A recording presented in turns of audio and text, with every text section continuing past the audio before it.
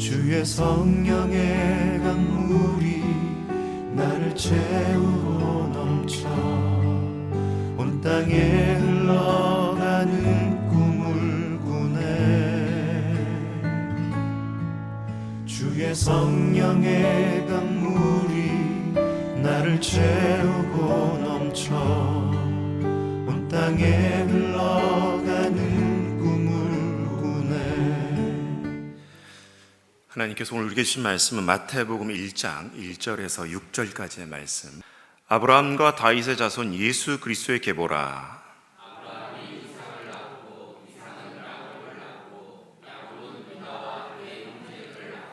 유다는 다말에게서 베레스와 세라를 낳고 베레스는 헤스론을 낳고 헤스론을 람을 낳고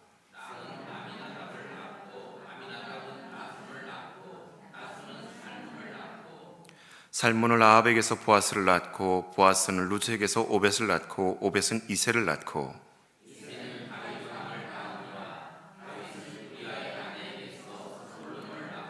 아멘. 우리가 계속해서 족보 얘기를 하지만 마태복음의 이 저자 마태는 동족 유대인들이 철저하게 믿고 있었던 메시아의 그 태어남, 그것이 모세의 율법에 의해서 그리고 다윗과 같은 메시아상이 나타날 것으로 기대하고 있던 찰나에 믿음의 조상이었던 아브라함에게 하나님 주셨던 그 언약, 그리고 다윗 왕에게 주셨던 그 왕위가 끊어지지 않겠다는 다윗 왕에게 주셨던 그 언약이 예수님을 통해서 어떻게 증명되고 있는지를 설명하는 것과 동시에 그 계보 가운데 하나님의 놀라운 섭리가 대대손손마다 이어졌음을 설명하고 있는 것들을 지난주에 말씀드렸습니다. 그런데 오늘 본문의 말씀을 보면 특별히 우리가 이 족보를 다룰 때 눈여겨봐야 될 것은 원래 유대인들의 족보는 여자 이름들을 잘 넣지 않습니다. 지금이야 우리 지금 저희 교회만 해도 뭐 거의 여자분들이 강세인 교회지만은 남자분들이 어깨를 못 피더라고요. 저희 교회는 자꾸 보니까요. 근데 성경을 봐도요, 남자 위주로 이렇게 족보가 써내려가고 있는 반면에 오늘 우리가 읽었던 이 예수님의 족보에는 유대인들이 써내려갔던 그 족보의 양식과는 좀 다르게 특별한 여인들 5명의 이름이 기록되어져 있습니다. 화면을 띄워주시면 그 5명의 여인들의 이름이 기록되어 있는데 한번 읽어볼까요? 시작. 다말, 라합, 룻, 우리아의 아내 마리아.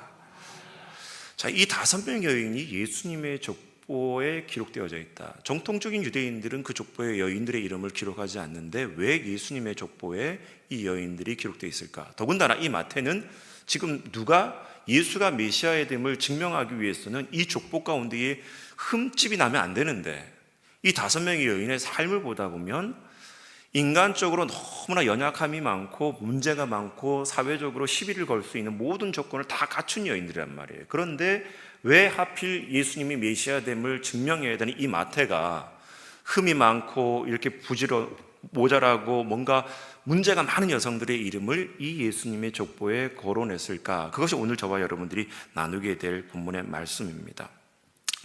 여러분, 첫 번째 우리 다말이라는 여인을 보다 보면 성경책 여러분 다 갖고 계시죠? 한번 성경책을 피시는데 창세기 37장을 한번 펴보시기 바랍니다. 여러분, 37장.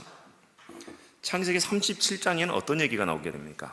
37장에 여러분 그 장 위에 있는 그 소제목을 보다 보면 요셉과 형제들 얘기가 나오죠.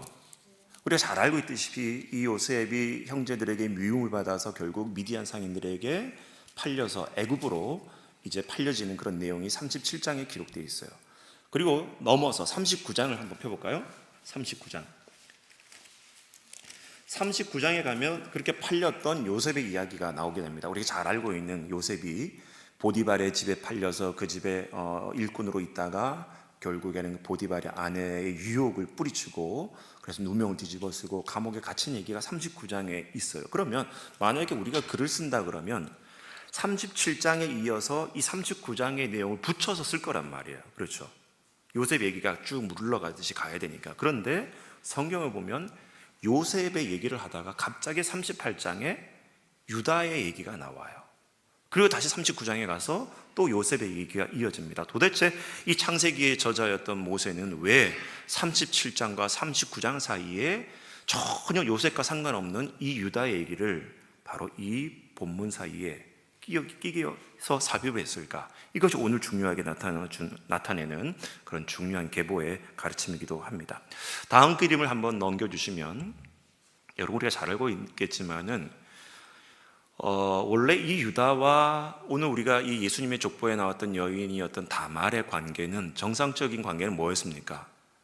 시아버지와 며느리의 관계였단 말이에요. 그런데 원래 유다는 자기 아내였던 가나안 사람 수아의 딸과 결혼을 해서 엘과 오난과 셀라라는 세 아들을 낳게 됩니다. 그런데 그만 이 엘이라는 장자가 바로 이 다말이라는 여인하고 결혼을 하죠. 그런데 말씀을 보다 보니까 이 엘이 여호와 보시기에 악을 행해서 그만 엘이 죽게 됩니다.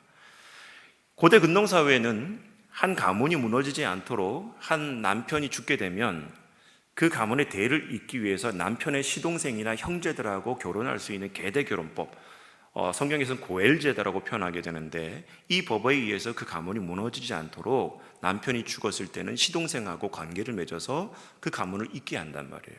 그러니까 유다의 장자였던 이 엘이란 사람이 죽게 되니까 시아버지는 바로 이 엘의 동생이었던 오난과 관계를 맺고 그 대를 이어가게 하려고 합니다. 그런데 말씀을 보면 이 오난이 자기의 형의 가문을 그 대를 잇기를 거부한 나머지 이 다말과 관계를 맺을 때 정상적으로 관계를 하지 않고 그만 땅에다 설정함으로 말미암아 하나님 보시기에 악을 행했던 그 오난이 결국 또 사망을 하게 되는 거죠.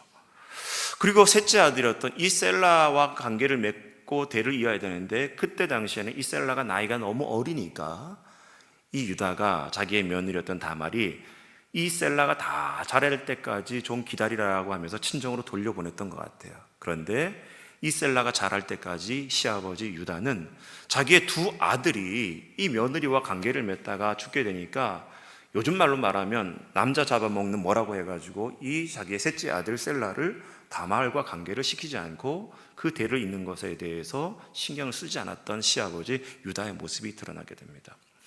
자, 그런데 우리가 잘 알고 있던 내용이지만은 결국 이 며느리였던 다말이 자신의 남편과 이 자신의 시아버지 유다의 그 가문의 대를 잇기 위해서 얼마나 커다란 욕심이 있었냐면, 시아버지가 시어머니 수아의 딸이 죽게 되니까 시어머니를 대신해서 뭔가 위로를 받고자 했었던 그 유다의 외로움을 알아차리고 이 다말이 변장을 해서 이 시아버지 유다와 부정적인 관계를 맺게 되죠.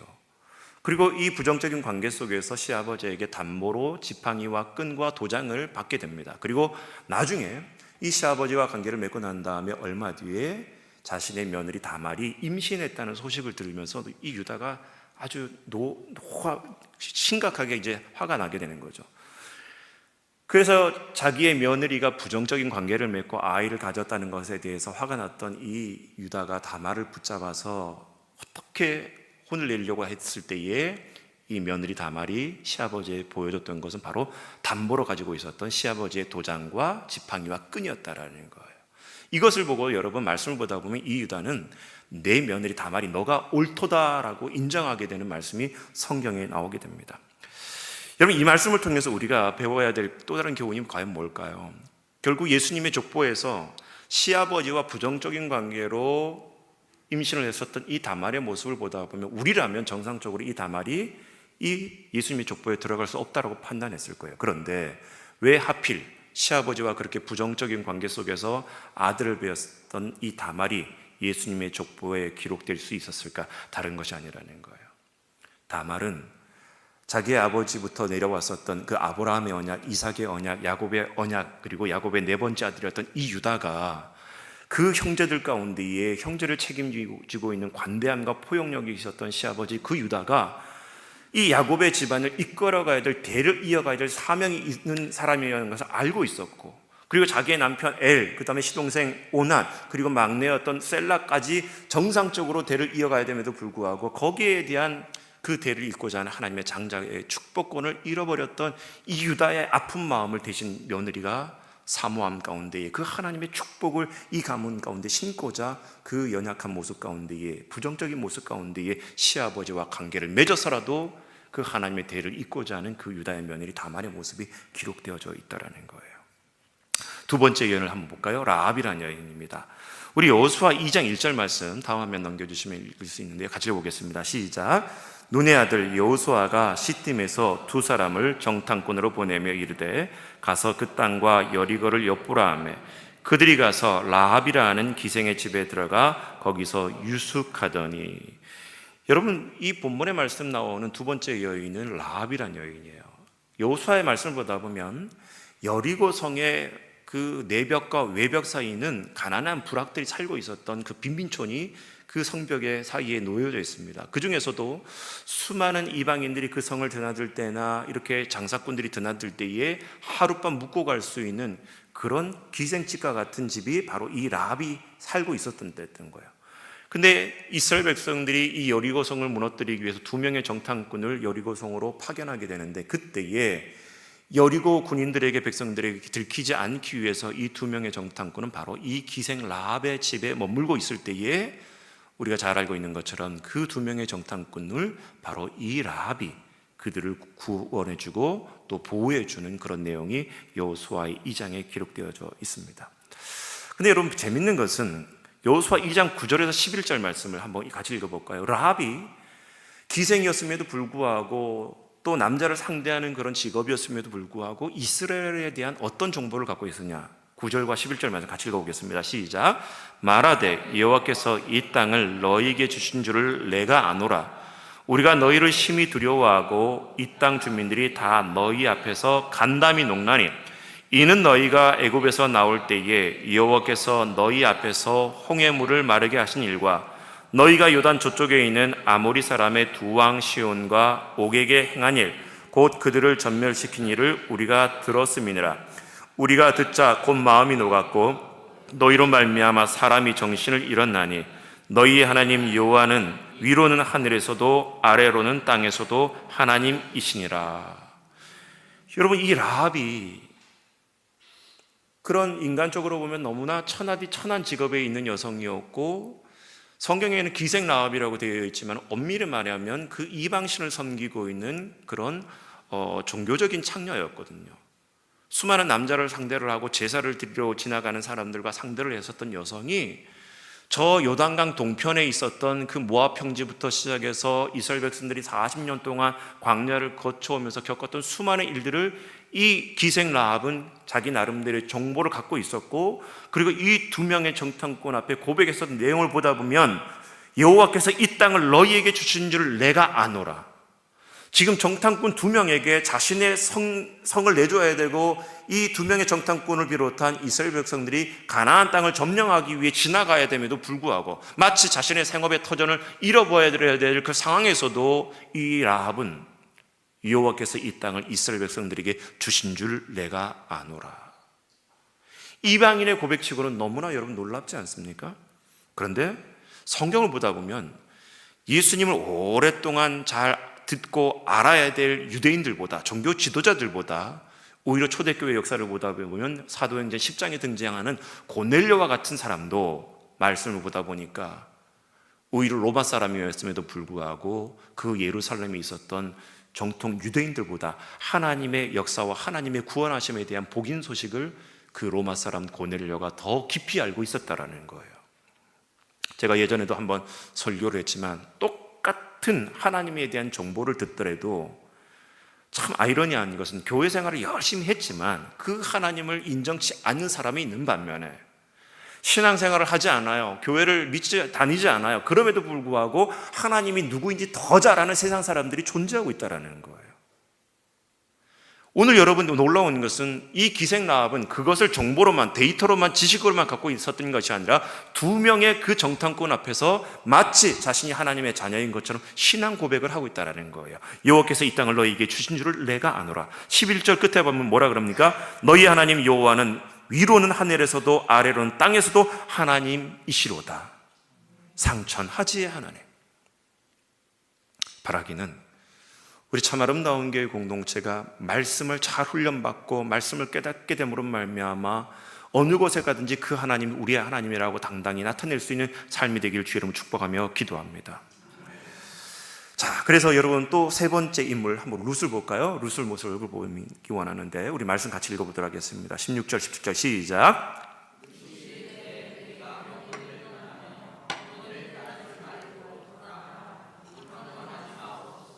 어머니께서는 가시는 곳에 나도 가고 어머니께서 머무시는 곳에서 나도 머물겠나이다.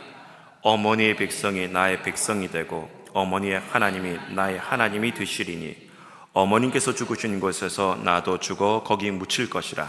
만일 내가 죽는 일 외에 어머니를 떠나면 여호와께서 내게 벌을 내리시고 더 내리시기를 원하나이다 하는지라. 아멘.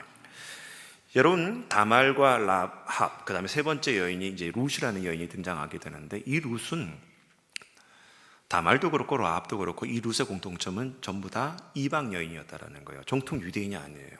다 이방인들이었고, 이방 여인이라는 것은 이스라엘 그 총회 안에 들어오지 못할 그런 신분이었다는 겁니다. 특히 이 룻은 모압 여인이라고 성경에 기록되어 있는데, 신명기 말씀을 보다 보면 이 이스라엘 백성들이 광야를 지나가고 가나안 땅을 점령하기 위해서 요단강 동편으로 지나갈 때 모압 땅을 지나가야 되는데, 이 모압 왕이 그것을 방해를 해서 허락하지 않아요.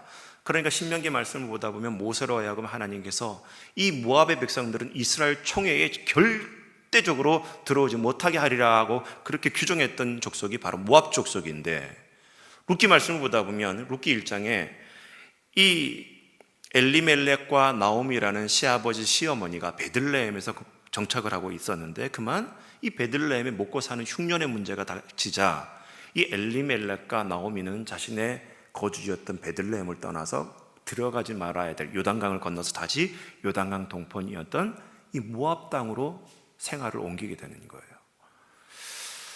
엘리멜렉과 나오미가 신앙이 약해서 그랬는지 모르겠지만은 하나님이 주신 그 베들레헴을 자리를 지켜야 됨에도 불구하고 먹고 사는 문제 때문에 가지 말아야 될 모압 땅에 들어갔어요.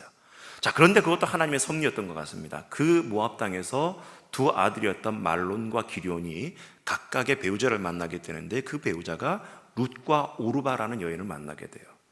근데 말씀을 보니까 시아버지 엘리멜렉도 그 모압 땅에서 죽고 두 아들이었던 말론과 기럝도 죽게 되는 거예요. 그러면 누가 남는 거예요?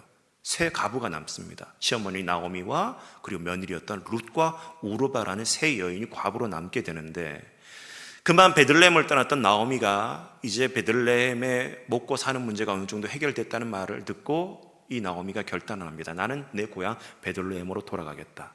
그러니까 모압 출신의 두 여인이었던 며느리 룻과 오르바에게 당부를 하는 거예요. 나는 내 고향 베들레헴으로 돌아갈 테니까 너희들이 이제는 너희들 친정으로 돌아가도 좋다라고 그들을 이제 떠날 것을 권유를 합니다. 그때에 오르바는 시어머니 눈치를 보다가 자기의 친정이었던 모압 땅으로 돌아가요. 근데 룻은 바로 이 고백처럼 뭐라 그럽니까? 어머니의 백성이 나의 백성이 되고 어머니의 하나님이 나의 하나님이 되시리니 내가 죽는 일 외에 어머니를 떠나면 여호와께서 내게 벌을 내리시고 더 내리시기를 원하나이다. 이 룻은 시어머니의 그 삶을 통해서 자신이 몰랐던 하나님을 알게 되고, 시어머니의 그 놀라운 사랑과 그 인애와 자비를 통해서 하나님을 간접적으로 알게 된 터였는데, 결국 시어머니의 하나님이 나의 하나님이 되겠다고 하면서 소위 요즘 말로 말하면 개종을 하는 거예요. 모압 여인이 그 자기만의 섬기고 있었던 모압 땅에 신이 있었음에도 불구하고 이 어머니 때문에 하나님을, 여호와 하나님을 자신의 하나님으로 인정하며 그 시어머니를 쫓아가려고 했었던 여인이 바로 룻이었다는 것입니다. 이 분명한 신앙 고백이 여러분 나오잖아요. 그리고 이 룻이 결국엔 시어머니를 따라서 결국 베들레헴으로 돌아가게 되고, 이 시어머니의 가문을 또 일으키기 위해서 룻이 스스로 자원해서 이 시어머니 집에 가문의 대를 이어야 될 책임이 있었던 남자 보아스와 결혼을 하게 되고 마침내 가정을 이루게 됩니다. 룻기 4장에서 이 보아스와 룻이 만나게 돼서 한 가문을 다시 자손들을 낳게 되는데, 그 말씀 룻기 4장 18절에서 22절 같이 읽겠습니다. 시작. 베레스의 계보는 이러하니라. 베레스는 헤스론을 낳고 헤스론은 람을 낳았고 람은 암미나답을 낳았고 암미나답은 나손을 낳았고 나손은 살몬을 낳았고 살몬은 보아스를 낳았고 보아스는 오벳을 낳았고 오벳은 이새를 낳고 이새는 다윗을 낳았더라. 자, 여기 보다 보면 지금 여인의 이름이 빠졌기 때문에 우리가 조금 헷갈릴 수 있지만 21절부터 보면 살몬은 보아스를 낳았대요. 지금 바로 나오미와 이 룻의 가문을 일으키기 위해서 그 가문의 계대 결혼에 책임이 있었던 보아스가 룻과 결혼을 하게 되는데, 그 앞에 보아스의 그 조상이 누구로 나오냐면 살몬이라는 사람이 나와요. 이 살몬이 여러분 누구랑 결혼하게 되죠? 좀 전에 얘기했던 여리고성의 기생라합, 살몬이 바로 기생라합과 결혼을 하게 되고 그 자손이 보아스가 되는 거예요. 그리고 이 보아스가 지금 모압 출신의 여인이었던 룻과 결혼을 하게 되죠.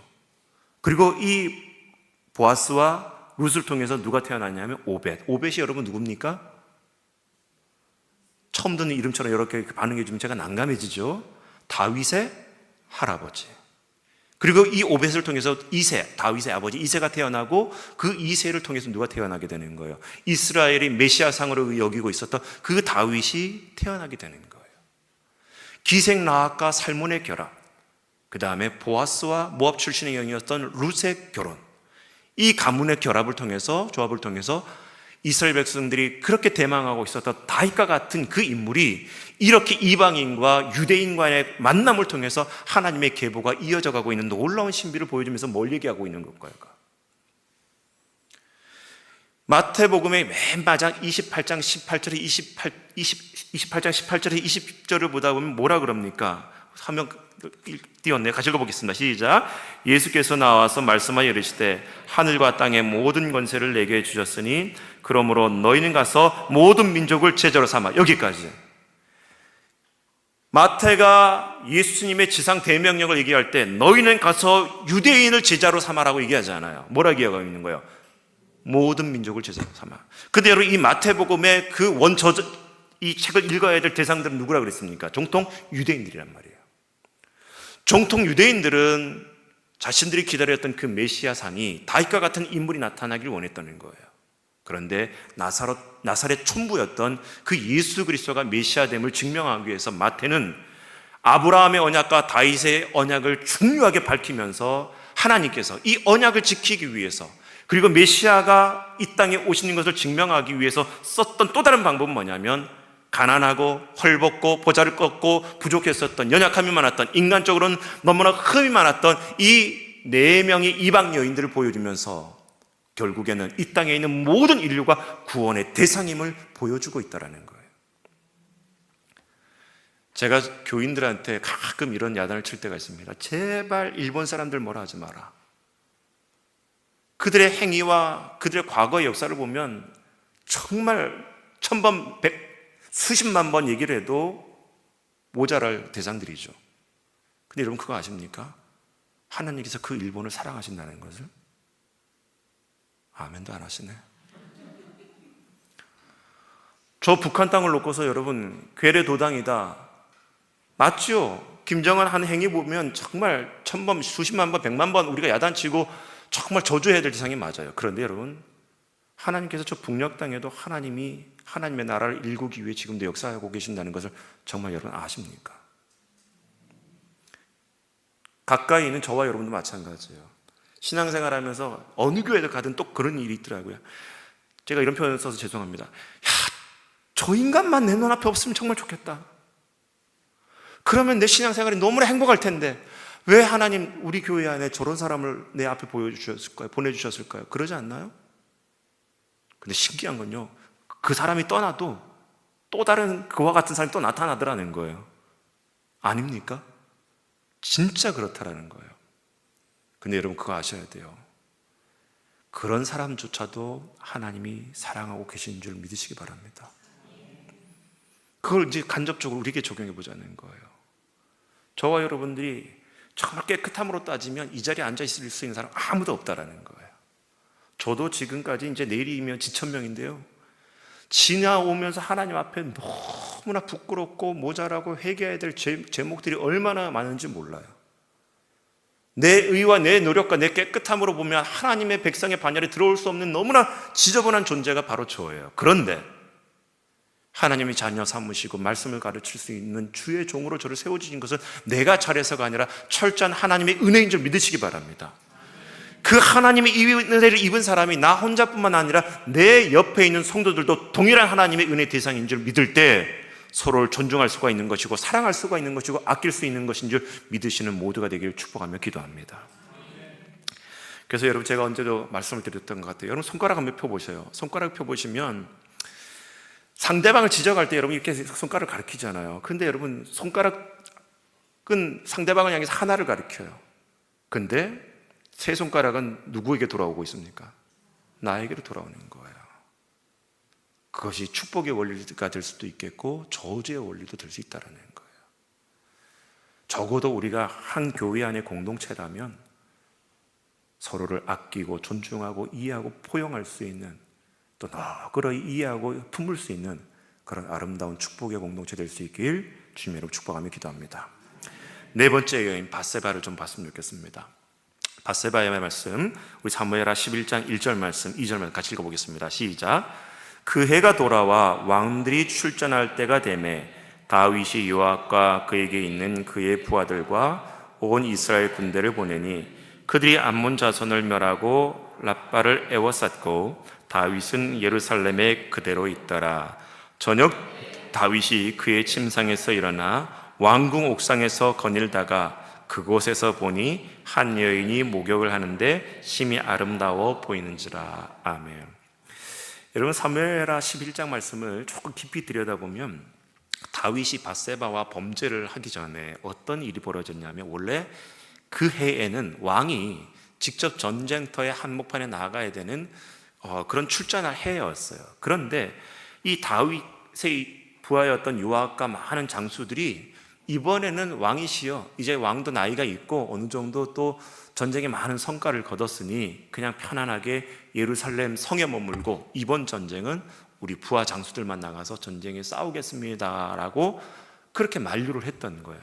자, 그러면 저라면 부하 장수들이 열심히 전쟁터에 나갔으면 장수들이 전쟁에 승리할 수 있도록 무릎 꿇고 기도하고 금식하며 하면 좋은데, 다윗이 전쟁에 나가지 않고 밤에 잠이 오지 않으니까 말씀에 뭐라 그러겠습니까?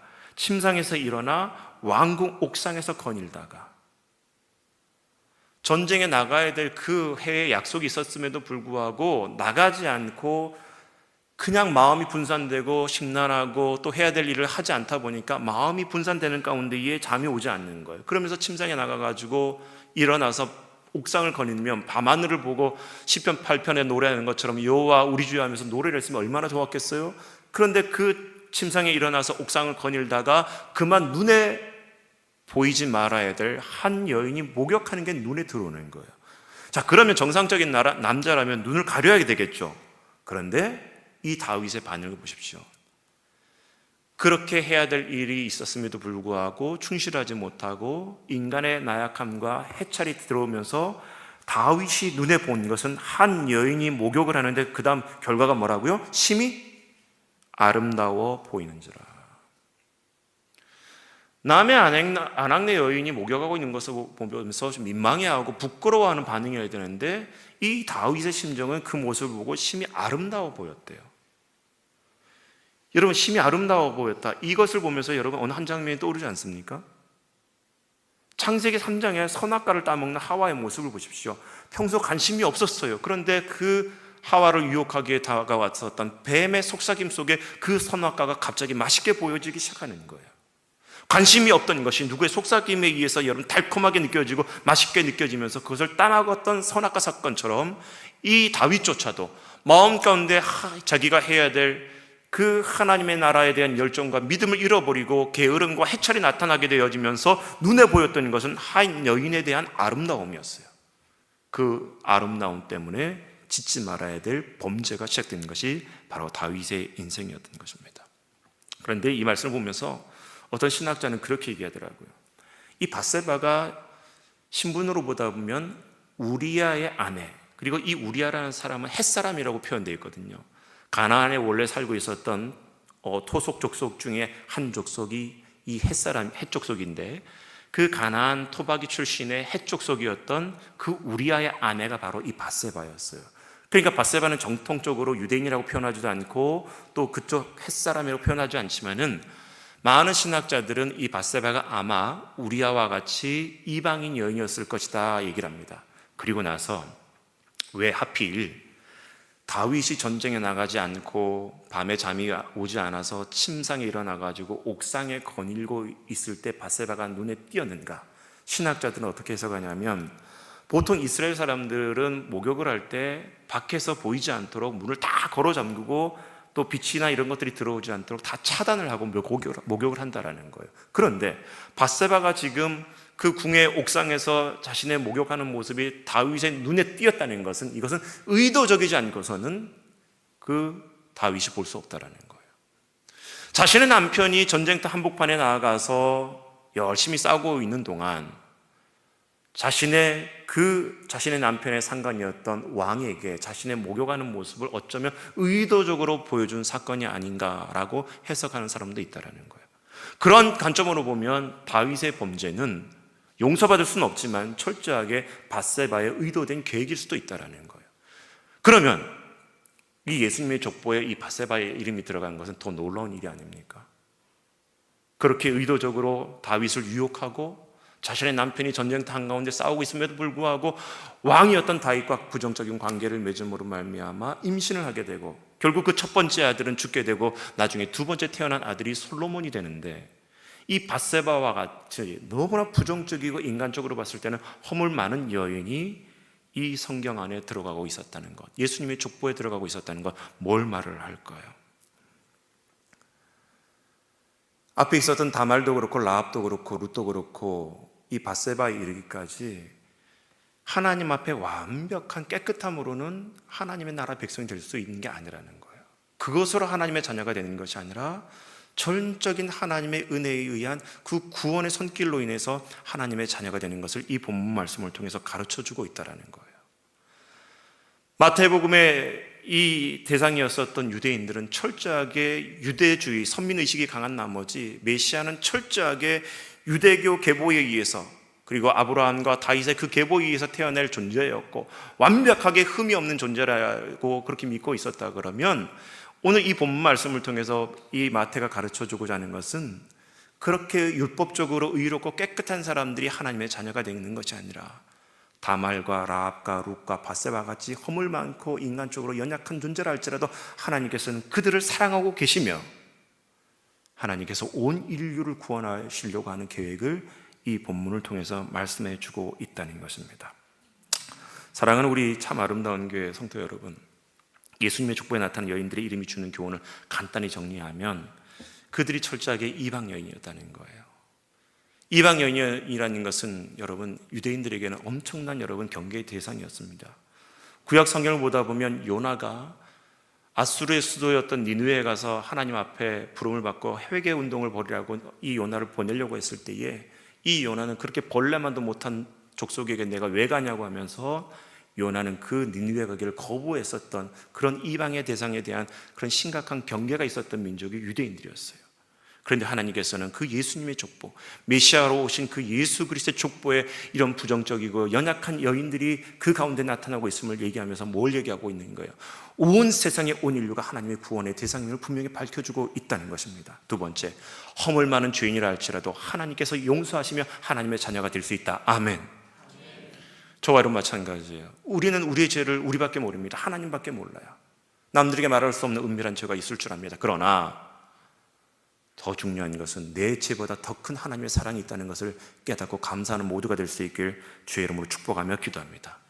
그리고 중요한 것, 누구든 혈통이 아니라 믿음으로 구원받고 하나님의 자녀가 된다는 거예요. 다말도 그렇고 라합도 그랬고 그리고 룻도 그랬고 이 밧세바도 나중에 다윗을 통해 솔로몬을 키울 때 장면을 보다 보면 먼 발치에서 듣고만 있었던 하나님에 대한 그 지식이 신앙 고백으로 승화가 되어지고 그 신앙 고백 속에 하나님의 그 계보를 이어가려고 하는 믿음의 요인으로 변화될 수 있던 것처럼 출신 성분과 그들의 경험이 중요한 것이 아니라 그들의 여러분 자격이 중요한 것이 아니라 믿음만 있으면 어느 누구든 간에 하나님의 자녀가 될 수 있다는 그 사실 앞에 교회 안에 차별이 없고 교회 안에는 모두가 평등하고 모두가 소중한 존재로 여길 수 있는 우리 참 아름다운 교회 공동체 될 수 있기를 축복하며 기도합니다. 마지막으로 이제 한국교회사 이야기를 하고 설교를 마치도록 하겠습니다. 우리 한국교회사 이야기 중에 정말 아름다운 두 분이 계십니다. 조덕삼 장로님과 이자익 목사님이란 분이셔요. 이분들은 일제강점기 때에 전북 김제에서 생활하고 계셨던 분입니다. 근데 원래는 이 조덕삼 장로님이란 분은 최의덕이라는 그 선교사에게서 복음을 받아들이게 됩니다. 그리고 복음에 너무 감격한 나머지 이 조덕삼 장로님은 자신이 갖고 있었던 땅을 교회 부지를 위해서 헌물을 하고 열심히 생활했던 장로님이셨어요. 근데 조덕삼 장로님이 더 놀라운 것은 자신의 집에 마부로 일하고 있었던 노예였던 이자익을 복음을 증거하고 또 이 이자익이라는 청년에게도 세례를 받게 합니다. 그리고 자신의 마부였던 이 이자익을 자신의 물질로 후원해서 결혼을 하고, 그리고 자신의 노비였던 이 이자익을 자기의 교회의 지도자로서 교회의 영수로 잘 설 수 있도록 도와줘요. 시간이 흘러가게 됩니다. 1907년이 됐어요. 이 두 사람이 섬기고 있었던 전북 김제의 금산교회라는 교회에서 이제 장로 임직 투표가 벌어집니다. 한 사람은 주인이었고 한 사람은 마부였던 머슴이었어요. 근데 모두가 이 장로 투표에서는 조덕삼 장로가 당연히 될 줄 알았어요. 왜냐하면 그 교회 안에 있었던 아랫마을의 모든 교인들이 이 조덕삼 장로의 소장농이었기 때문에 다 장로님이 될 줄 알았어요. 조덕삼 장로가. 그런데 투표 결과 깜짝 놀랄 일이 벌어집니다. 조덕삼 장로가 되지 않고 이자익 머슴이 장로가 되는 거예요. 교회가 난리가 났어요. 어떻게 이럴 수 있냐고. 어떻게 교회의 땅까지 헌물하고 많은 사람들에게 유익을 줬던 이 소장농들을 먹여 살렸던 조덕삼 씨가 장로가 되어야지 어떻게 저 마부 머슴 이자익이 장로가 될 수 있냐고 교회가 딱 나눠지려고 했을 때에 조덕삼 장로가 나와서 얘기합니다. 우리 교회는 정말 놀라운 교회입니다. 하나님의 은혜가 있는 교회입니다. 나는 장로가 되지 않은 것에 아무런 감정이 없습니다. 우리 이자익 피택 장로가 이제 우리 교회를 잘 이끌어갈 수 있도록 저는 성심성의껏 돕도록 하겠습니다 라고 박수로 만장일치로 매듭을 쳐버려요. 그리고 이 조덕삼 장로는 그 다음 장로 투표 때 장로가 됩니다. 그리고 장로가 되자마자 이 조덕삼 장로가 제일 먼저 했던 것은 자신보다 먼저 장로가 되어져서 교회를 열심히 세웠던 이 이자익 장로를 평양 신학교에 5년 동안 보내면서 물질로 후원을 하고 이 이자익 장로가 신학교에서 공부를 마치기까지 모든 생활을 이 조덕삼 장로는 책임을 집니다. 그리고 시간이 흘러서 이 이자익 장로가 목사가 되고 한국교회에서 우리 교단 대한예수교 장로의 통합적 역사를 보다 보면 조덕삼 씨의 마부였던 머슴이었던 이자익, 나중에 목사가 됐던 이자익 목사님이 우리 교단에서 유일하게 3번 총회장을 했던 목사님으로 이자익 목사님이 기록되어져 남아 있습니다. 한 사람의 머슴이었고 마부였던 이 그 한 사람을 소중하게 대하고 하나님이 세우신 그 권위를 인정하고 마음껏 섬겼을 때에 한국 교회에서의 아름다운 그런 놀라운 이야기가 지금까지 남아있는 것처럼 하나님께서는 그 사람이 어떤 출신으로 태어났고 어떤 삶을 살아왔는지가 중요한 것이 아니라 그 사람이 하나님을 어떻게 모시고 살아가고 있는지 그 믿음을 보시는 줄 믿고 저와 여러분 가운데도 그런 믿음으로 살아가는 모두가 될 수 있기를 주의 이름으로 축복하며 기도합니다. 우리 옆 사람한테 그렇게 인사했으면 좋겠습니다. 당신이 나에게 너무나 소중합니다. 시작. 같이 우리 찬양 함께 고백하며 나가겠습니다. 같이 고백할까요? 나의 아내가 나의 아내가 알아 나는 내 하나님이니 모든 환난 가운데 너를 지키는 자라 두려워하지 말라 내가 널 도와주리니 놀라지 말라 내 손 잡아주리라 다시 한번 나의 아내가 알아 나의 아내가 알아 나는 내 하나님이니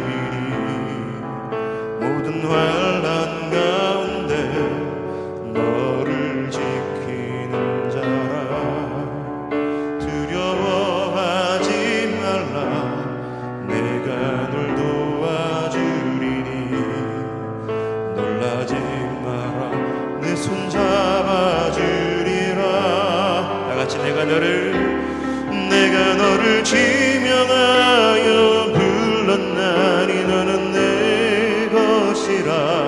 내 것이라 내 것이라 너의 하나님이라 내가 너를 보배롭고 존귀하게 여기노라 너를 사랑하는 내 여호와라.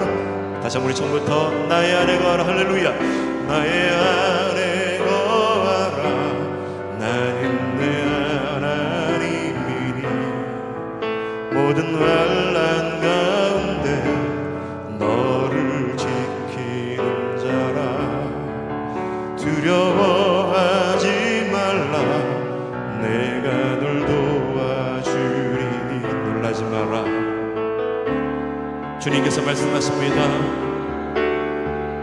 내가 너를 지명하여 불렀느니 내가 너를 지명하여 불렀나니 너는 내 것이라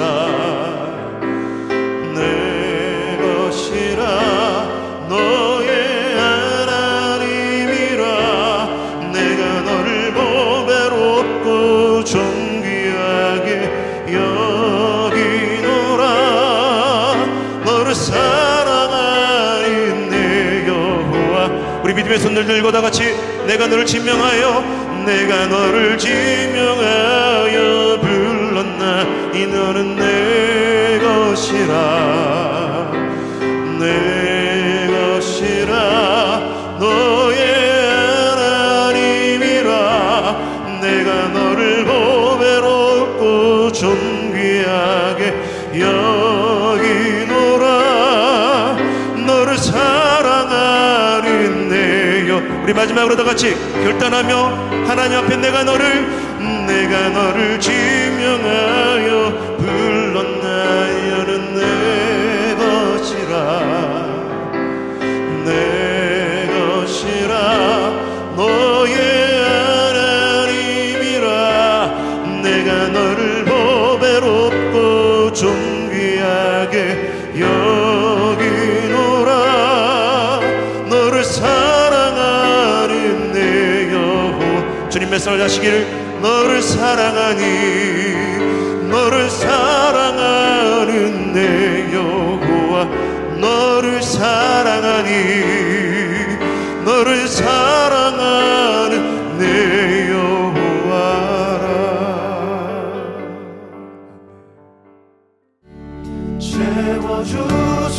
채워주소서 부어주소서 거룩하신 주 성령 내 안에 넘쳐 흐르는 사랑의 노래 열방을 향하여 흘러가리.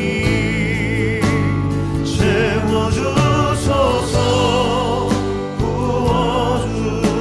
부어주소서 거룩하신 주 성령 내 안에 넘쳐 흐르는 사랑의 노래 열방을 향하여 흘러가리.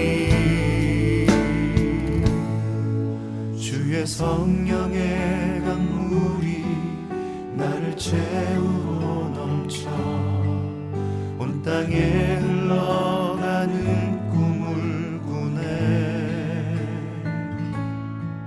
주의 성령의 강물이 나를 채우고 넘쳐 온 땅에 흘러가는 꿈을 꾸네. 주의 성령의 강물이 나를 채우고 넘쳐 온 땅에 흘러가는 꿈을 꾸네. 주의 성령의 강물이 나를 채우고